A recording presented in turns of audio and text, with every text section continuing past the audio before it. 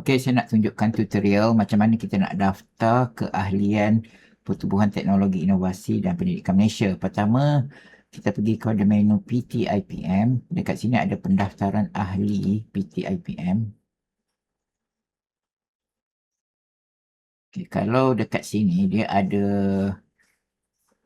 dua contoh. Kalau anda ada ahli baru, dia ada kos iaitu RM10 untuk pendaftaran dan RM50 untuk iuran tahunan yang pertama lah. Okay, tapi kalau anda adalah ahli lama nak renew tahunan ini sajalah. Okay, katakanlah saya nak daftar keahlian baru. Okay, pertama dia akan automatic add to cart.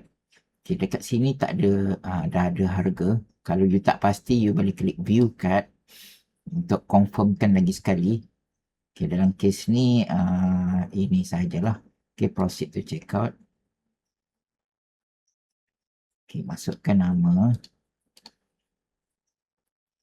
Masukkan detail semua.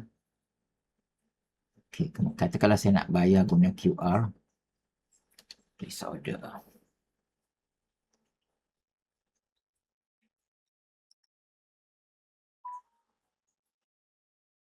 Okay, sekarang saya akan bayar menggunakan QR.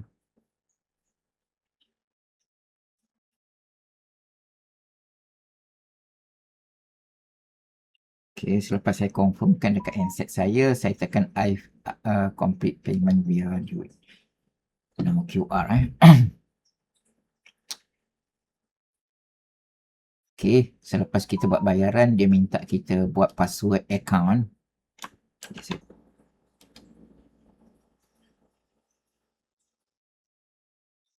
Okay, dah update, dah okay lah.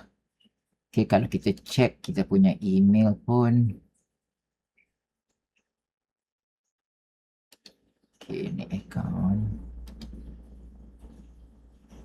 Kita boleh set password kita kalau kita nak. Okay, kita dapat invoice tak silap saya. 0 minute. Okay, saya rasa ni kita dah dapat invoice. Alright.